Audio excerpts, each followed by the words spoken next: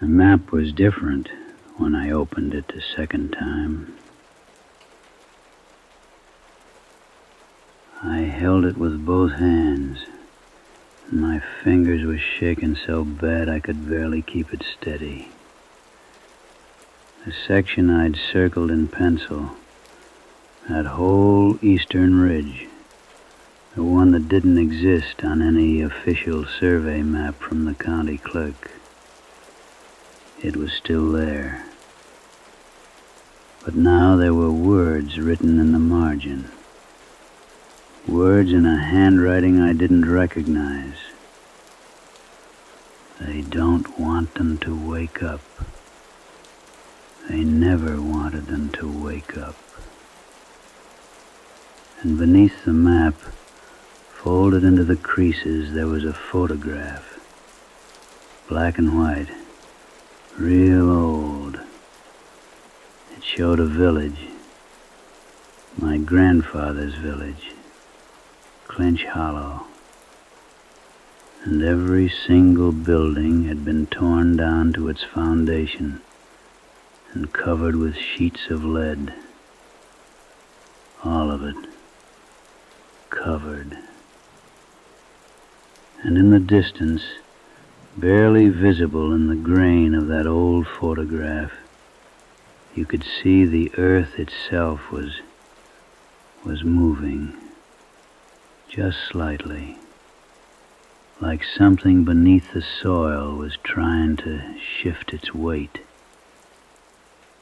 That's when I realized I should have listened to the warnings.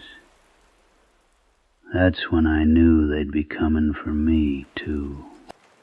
My name is Samuel Garrett, or it was Samuel Garrett.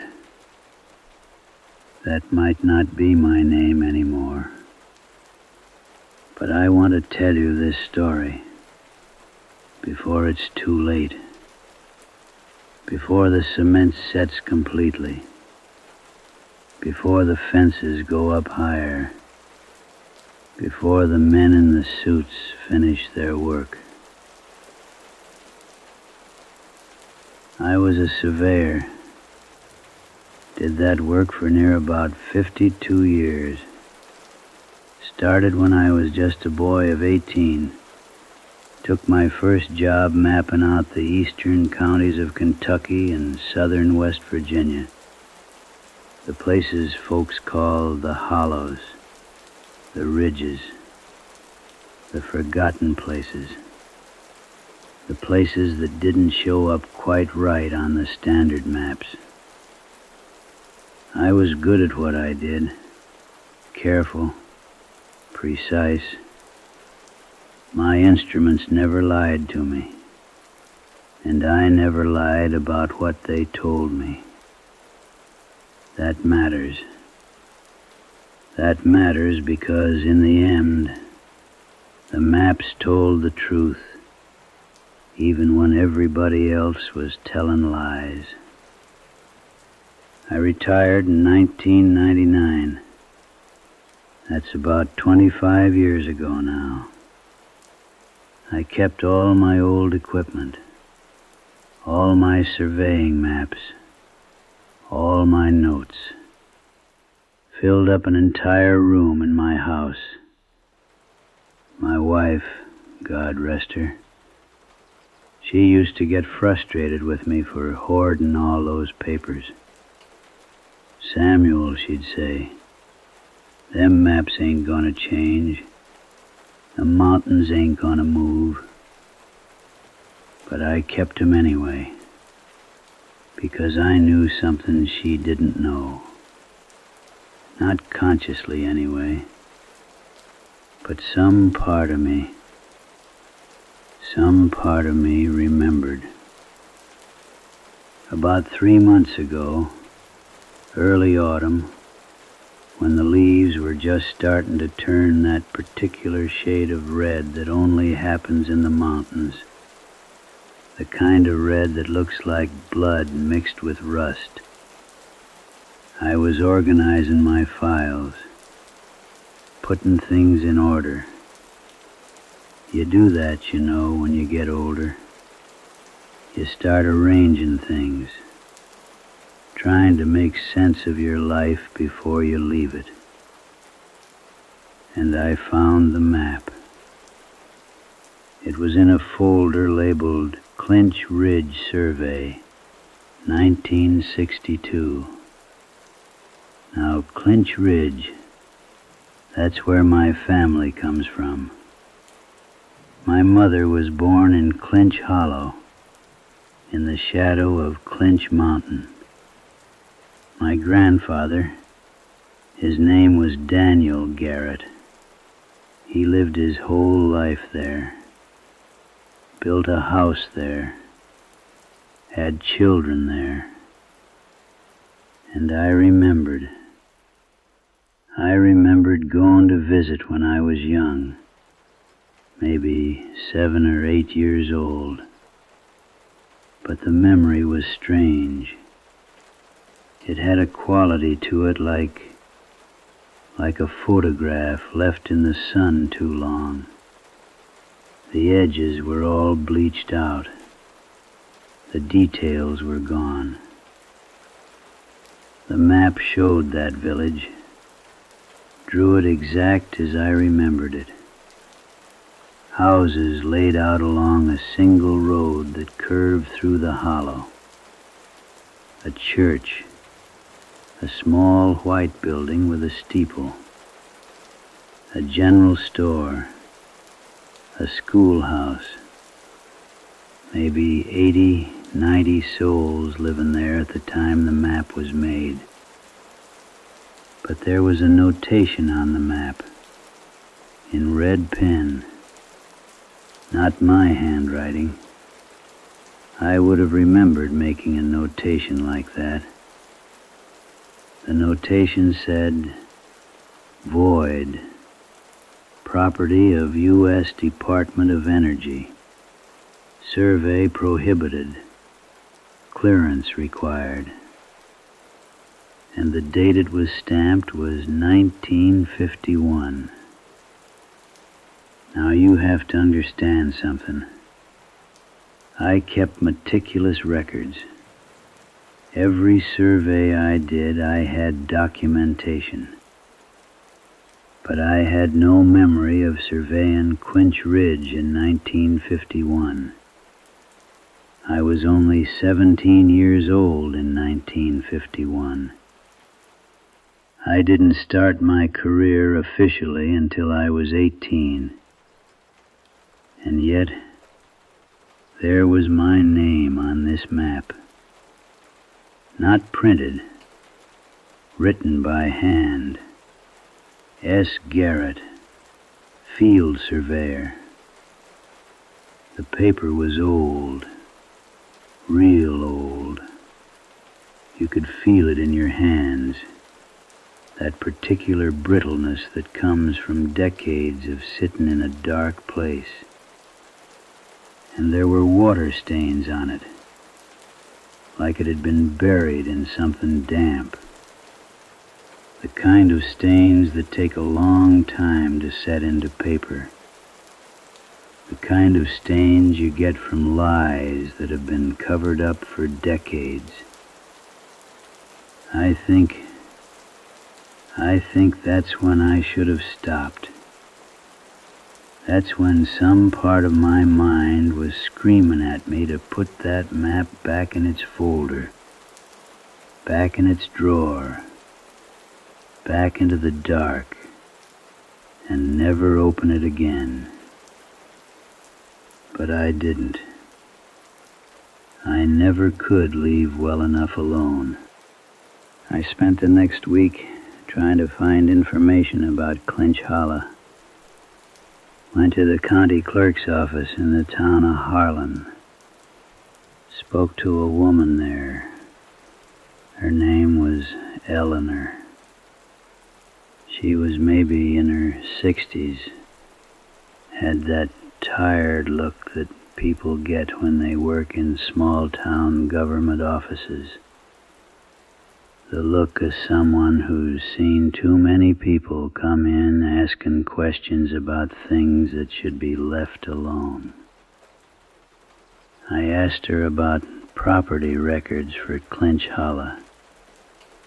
Asked her about the 1951 survey. Asked her if there was any record of a family named Garrett in that area. She got real quiet when I said the name Garrett. She told me that there were no property records for Clinch Hollow, that the entire area had been designated as a federal zone in 1951 for the purposes of mineral research and resource protection. That meant no civilians could own property there. No surveys could be conducted without federal clearance. And she said that if I'd conducted a survey there would be federal records of it, classified records. And then she asked me if I remembered being there, if I remembered what I saw.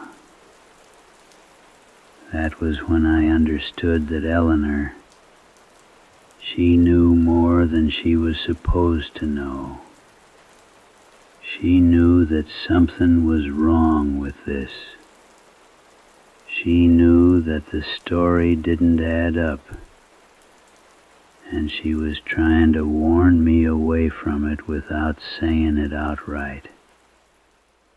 Because there were things, she implied with her eyes and the tension in her voice, there were things that couldn't be discussed. Things that people had been paid or frightened into not discussing. I left the office and I never went back, but the damage was done. I was curious now, and curiosity about the wrong things. Curiosity is a dangerous luxury in the mountains. I tried the internet. I know that might seem foolish. An old man like me fumbling around on a computer that my grandson set up for me. But I was desperate for information. I searched for Clinch Hollow, Kentucky, Clinch Mountain Survey, 1951 Federal Zone, and what I found was mostly nothing, just empty web pages, government databases that had no relevant results. A few old newspaper archives that talked about a rural relocation program in the early 1950s. Something about a federal initiative to consolidate mountain populations into more efficient communities. But there were no names, no details. It was like the entire place had been wiped clean from the historical record. That's when I started having the dreams. I can't describe them exactly. Dreams don't work that way. They slip away from you the moment you wake up, like water through your fingers. But I remember the feeling of them. The sensation of being in a place that was very familiar, but completely wrong. Like my childhood home, but all the proportions were off. The ceilings too low. The windows in the wrong places. And outside those windows, outside there was just gray. A solid wall of gray, like all the color had been drained out of the world. And underneath the gray, beneath the ground, I could feel something moving, something large, something that was trying to push up through the soil. I woke up from those dreams with my heart racing and my skin covered in a cold sweat. My wife, my late wife, Margaret, she would ask me what was wrong, and I couldn't tell her. How could I explain that I was dreaming of a place I couldn't quite remember, a place that had been erased from the world? So I made a decision. I decided I would go there, to Clinch Hollow, or what was left of it. I would drive up into those mountains and I would find out what had happened, what was still happening, underneath all that concrete and all those lies. That decision was the beginning of the end for me. I packed a bag with some supplies, a camera, my old surveying instruments, even though I didn't know what I'd use them for, a notebook and pen, some food and water, and the map. I brought the map with me. It took me about 5 hours to drive from my house to the eastern reaches of Harlan County, to the place where the road started getting unpaved, started getting narrow, started getting the kind of roads that seem like they don't want cars on them, like they're barely tolerating the intrusion. I drove as far as the road would let me. Then I got out and I walked. The afternoon was getting on toward evening, and the light in the mountains takes on a particular quality in the late day. It gets golden, but it also gets shadowed. The peaks block out the sun, and the shadows they cast get longer and longer, until it seems like the whole world is just made of shadow with little pockets of light in between. The air in the mountains smells a certain way. If you've never been to the real mountains, the old mountains, the Appalachians, you might not know what I'm talking about. It's not the same as pine trees or forest air. It's older than that.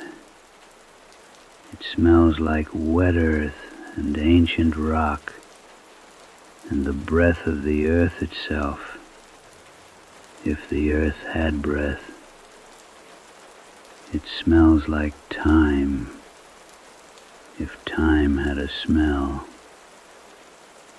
But as I climbed higher, as I followed the creek bed up through the hollow, that smell changed.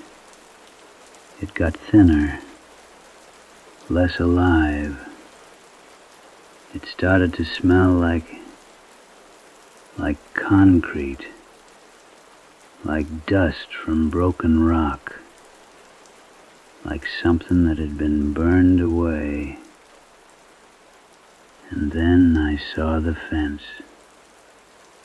It came into view all at once, even though logically I must have been seeing it gradually as I got closer. But in my memory, it's like it just appeared, like it rose up out of the earth. It was high, must have been 12 feet tall, maybe higher. Chain link, the kind you'd see around an industrial facility or a prison yard. and it was brand new, shiny, well-maintained, completely out of place in this wilderness where nothing else was new or shiny or well-maintained. And running along the top of the fence, at intervals of maybe 20 feet, there were cameras, security cameras, all of them pointed inward, toward the land beyond the fence. I found a section where I could see through the chain link, where the angle let me look into the area beyond. And what I saw there was nothing. Not nothing like an empty field, but nothing like a place where everything had been removed. The ground was covered in concrete, thick concrete, maybe 2 feet thick, running the entire length of what I could see. It was new concrete, too, still a light gray color, not weathered, not aged, poured recently, maybe within the last 5 or 10 years. And underneath the concrete, just barely visible where it had cracked in a couple of places, there was lead, sheets of lead laid out underneath. Why would you put lead under concrete? Why would you go to all that trouble? Unless you were trying to shield something. Unless you were trying to prevent something from coming through. Or prevent something from getting out. I didn't cross the fence. I'm not sure I could have, even if I'd tried. There was a gate, a steel gate, also new, also well maintained, but it was locked. And there was a sign on it, official-looking sign, faded yellow background with red letters, authorized personnel only, federal zone, trespassing is a federal crime, violators will be prosecuted. The sign had a date on it, 1952, and beneath the date there was a seal, the seal of the United States Department of Energy. That's when I understood the scope of what had happened here. This wasn't some local cover-up. This wasn't a small thing that could be explained away. This was federal. This was the kind of thing that the government doesn't want people to know about.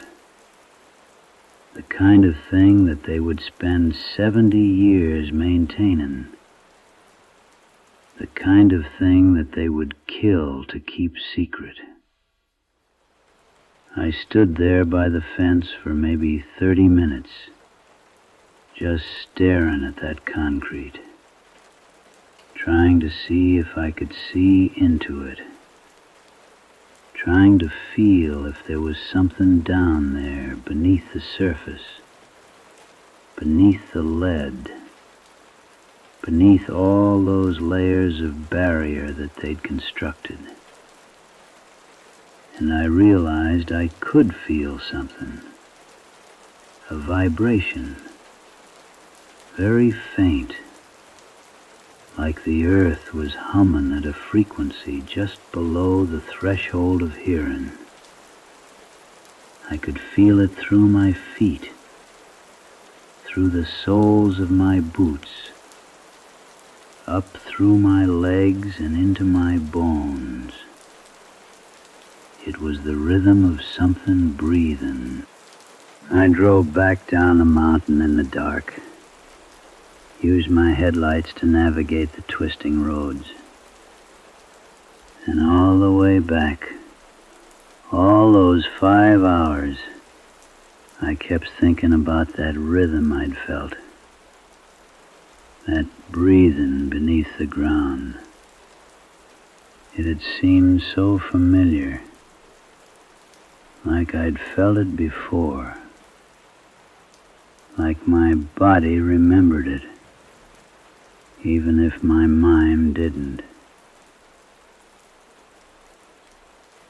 When I got home, I went straight to my files. I pulled out every map, every note, every document I'd ever collected from those eastern counties. And I started looking for anything that mentioned Clinch Hollow, anything that referenced federal activity, anything that didn't add up.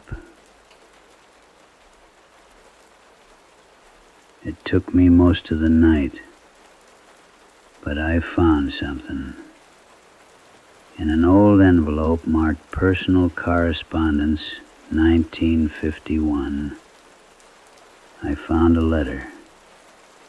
It was addressed to me, to Samuel Garrett, and it was from a man named Dr. Henry Marsh, who identified himself as a regional coordinator for the Department of Energy, Mineral Resources Division. The letter was written in April of 1951. It asked me, ask 17-year-old Samuel Garrett, still a student, not yet even a surveyor, to participate in a confidential survey of certain subterranean formations in the Clinch Ridge area. It said that my participation would be kept secret, that I would be compensated, that I would be asked to sign a confidentiality agreement that would remain in effect for the rest of my life. And it said that what I would see in those formations was of critical importance to national security, that there were geological anomalies beneath the mountain that needed to be documented, that the federal government was taking steps to contain and study these anomalies. It said that if I ever spoke about what I saw, if I ever told anyone about the survey or what lay beneath Clinch Hollow, I would be prosecuted under the Espionage Act, that my family would be at risk, that there were people, special people, the letter said, who would be watching me. And at the bottom of the letter, after the signature, there was a handwritten note in the same handwriting I'd seen on the map. It said, Samuel, you will forget this survey. You will forget Clinch Hollow. You will forget everything you saw beneath that mountain. The memory will slip away from you like a dream. But know this, there are others who won't forget, others who will remember what waits down there in the dark, others who will try to wake it. When they come, when the government men come to ask you questions, you tell them what you were told to forget. That is the only way to keep it asleep. The letter was signed by someone named James Hawthorne, I don't know who that was. I don't remember meeting him, though the letter's tone suggested we had spoken before. But the memory is gone. It was taken from me somehow, erased, buried under layers of other memories, other years, other lives. And once I read that letter, I started remembering little fragments, the feel of damp earth, the sound of something large moving in the darkness, the sensation of being deep underground in a cavern so vast that my surveying instruments couldn't even measure it. The sight of something vast and ancient and alive. I had been there. I had seen it. And they had taken that memory from me. But not completely. Some part of it had survived. About a week after I found the letter, I got a visit. Early morning, I was sitting on my porch, drinking coffee, watching the sun come up over the hill behind my house. And I saw a black car coming up my drive, a sedan, new model, federal plates. There were two men in it. They got out and came up to my porch. They were wearing dark suits, even though it was early morning and not quite warm yet. They looked exactly like what you would imagine federal agents to look like. No distinguishing features, no personality, just pure function. One of them, the taller one, he said, "Mr. Garrett, we're here about the materials you've been reviewing." And I knew exactly what he meant. They knew I'd found the letter. They knew I'd gone to Clinch Hollow. They knew everything. I told them to come inside. I didn't know what else to do. I was 73 years old. I wasn't gonna run. I wasn't gonna fight. So I let him in, and we sat down at my kitchen table.